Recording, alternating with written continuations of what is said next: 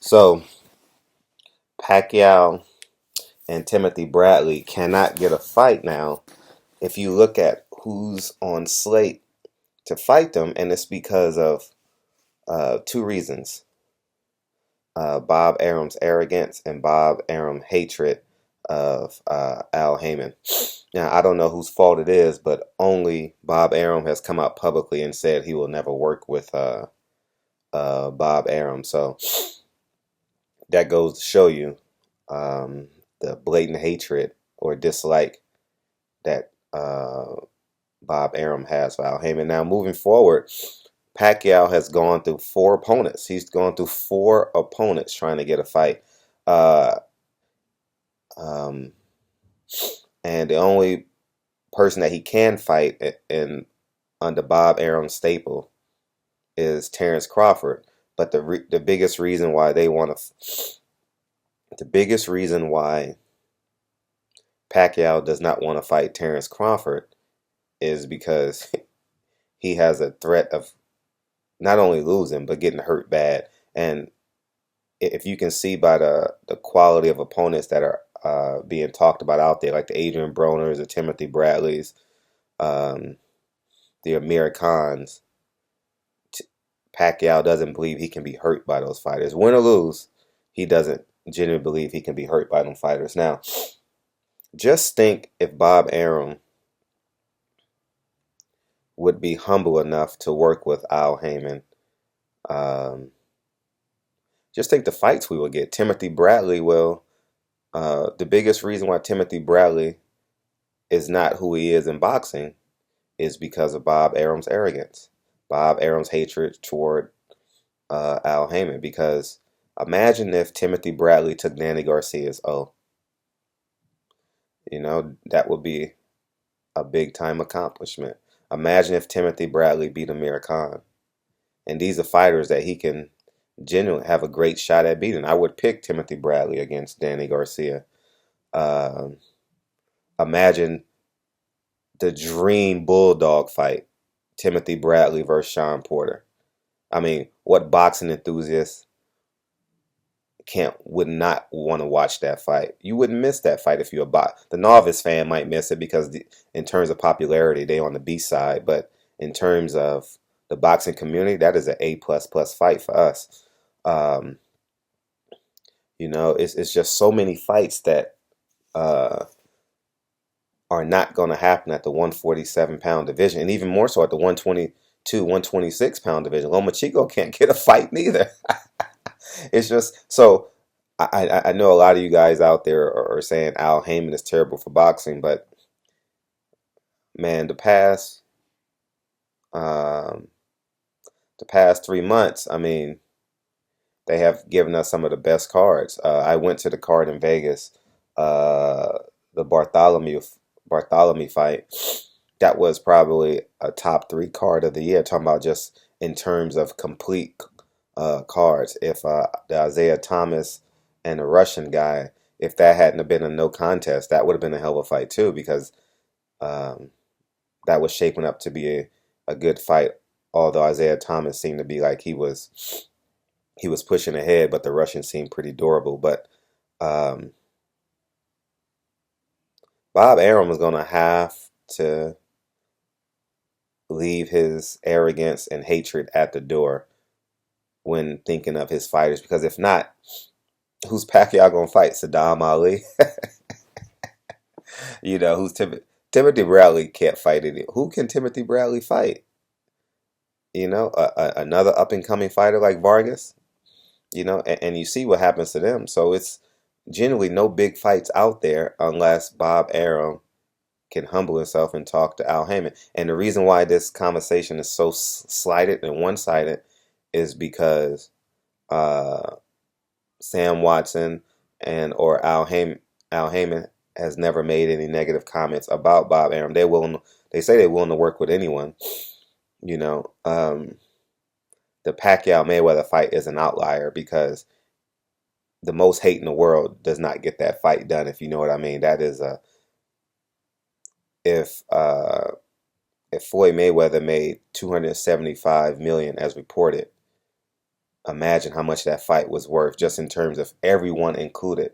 That's a few $1 billion fight because even from the hustlers scalping tickets to selling fake tickets to MGM making money off their properties, everything in between made money. The restaurants, the Uber drivers, the taxi drivers, uh, the prostitutes. Everyone everyone made money off of that fight, and you were able to raise prices.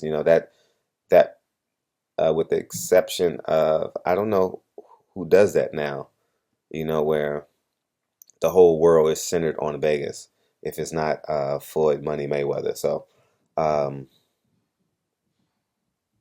if Bob Arum can humble himself, we get the fights of the year. We get great cards. We get great fights.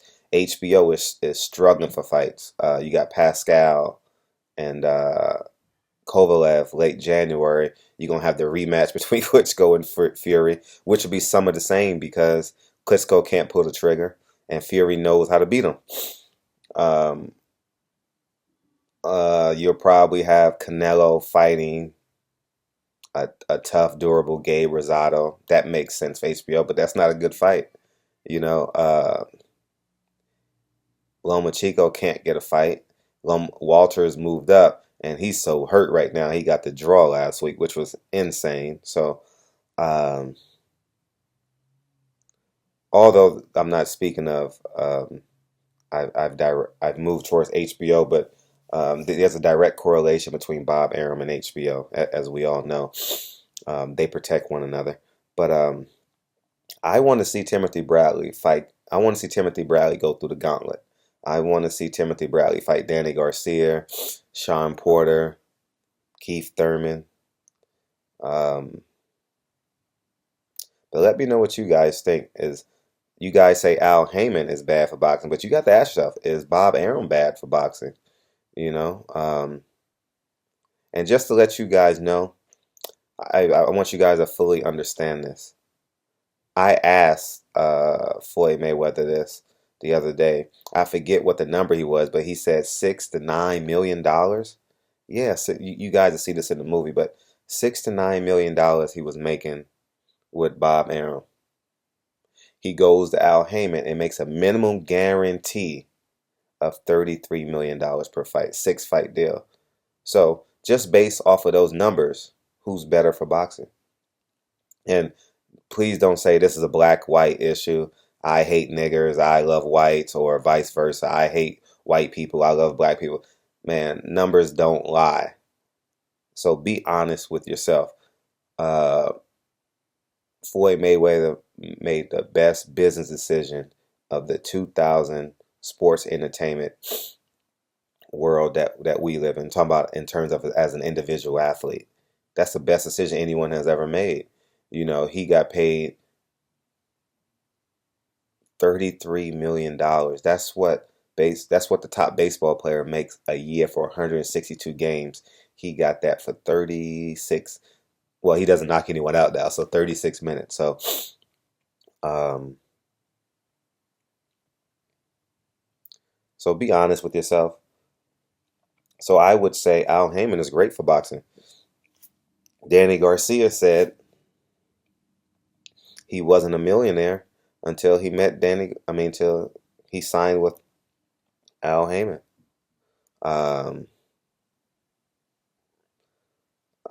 Adrian Broner the same way. Um, the list goes on and on. Peter Quillen made $1.5 million in a minute and a half. Danny Jacobs made $1.5 million. So these they haven't got the attendances they wanted, as you can see on TV when you're watching these cards. But it's boxing on every week for me, and I'm thoroughly enjoying it. If I can get boxing and basketball, boxing and football every week of my life, I'll be one of the happiest men on earth. But boxing goes dark. Football goes dark in February, so they're not pushing me to the NBA playoffs and March Madness. But getting back to Bob Arum. I want to know what you guys think, and the reason why I want to know what you guys think because I always see the negative comments when it comes to Bob Arum and Al Heyman and the premise of everyone's argument is because he's black or because he's white, but just talk about numbers and facts. Um, so let me know what you guys think. Barbershop Conversations. Hope you guys had a great Christmas, and I look forward to 2016. And so you guys know the movie's going along well. Um, I started editing the first week of the year, the new year, and I'm excited. So I'll be keeping you. I'll do a video to keep you guys abreast as to how that's going. But I got all these topics on this paper that I got to talk about. Hopefully I can get through them over the weekend. But Barbershop Conversations. Appreciate you guys' support, and more boxing content on the way. Peace, guys.